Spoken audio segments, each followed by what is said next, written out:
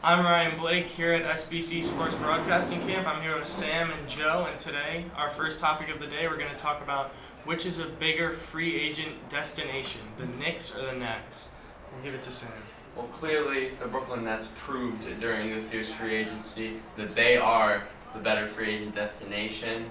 They have, even though the Knicks do have the lights in Madison Square Garden, the Nets were able to pull in Kevin Durant and Kyrie Irving. The reason for that is, of course, James Dolan being the owner of the Knicks is always going to hold them back. As long as he is the owner of the Knicks, they will never get anything done. Brooklyn has taken over the city of New York.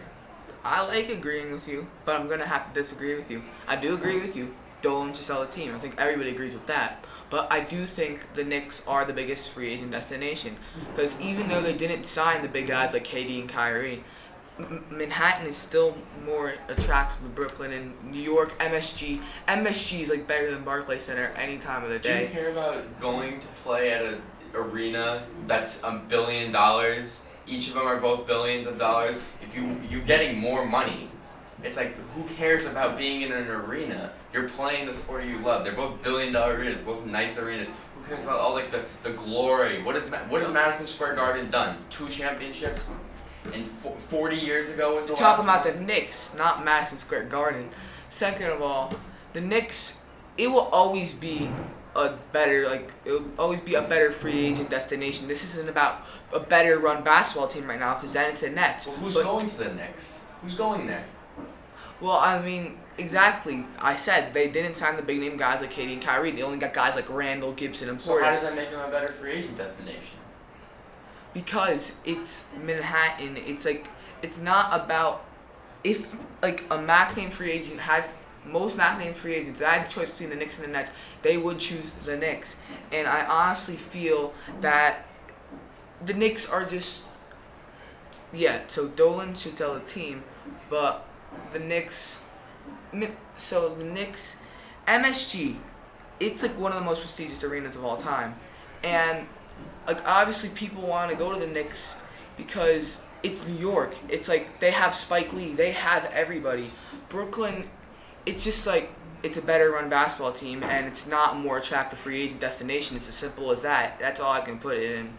Interesting points on both sides. We're going to quickly move to our next topic, which is, are the Browns overrated? So let me remove this OBJ shirt, because I am the biggest Browns fan, and you might say I'm biased, and hey, maybe I am biased, but they are not an hype team at all. They have a very good defense with Olivier Vernon, Myles Garrett, Denzel Ward, who made a Pro Bowl his first year. Myles Garrett is one of the best defensive linemen in the league, and there's no doubt about that. Then it's just their offensive side. It's obviously hype. And I don't even think it's about just like OBJ and Landry being ridiculous themselves, even though they're very great receivers. It's also about the chemistry. They've been friends since LSU, since I think even further than that. They have great chemistry. I think there might be a little bit of locker room problems. I think that's the only issue because Baker Mayfield, OBJ, they do have a little bit of some people may say they're a little bit of head cases, and I'm not completely disagreeing with you with that. We also signed Kareem Hunt, but like Kareem Hunt, I really don't think he's going to make a huge impact on the team. And I think Nick Chubb is one of the best young running backs in the league. And I think David Njoku can break out this year, so I think our offense is good. And our offensive line, even though we lost Ziegler, it's not terrible. We still have Antonio, and it's not a bad offensive line at all. So I think we have an all-around team. I'm not going to lie to you. The Cleveland Browns are better off not trading for Odell Beckham and depleting. They could have used that first-round pick on a guy like the Giants drafted, Dexter Lawrence. You see what he did? He was one of the best defensive linemen in the country, and they're going to lose that. I'll be glad to give you Dexter Lawrence and Jabril Peppers or OBJ. I'll be glad to give you that. You also, Olivier Vernon. Yes, he made a Pro Bowl in the 8 games he plays per year. He's not going to be an impact player for you guys. He was not very good with the Giants, even though he's like a Russell Westbrook of the NFL. He just stat pads, basically. So, but also what I want to say is that friendship does not give you championships. Chemistry does. Yeah. So what do? You add friends, but then you add Kareem Hunt, who just got in huge trouble with the NFL. Kareem Hunt's going to be our backup running back to Nick Chubb. Nick Chubb is our starter. The New Orleans Saints have proved that you need 2 quality running backs to be successful.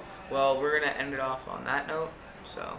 For Ryan, Blake, Sam, and Joe, signing off.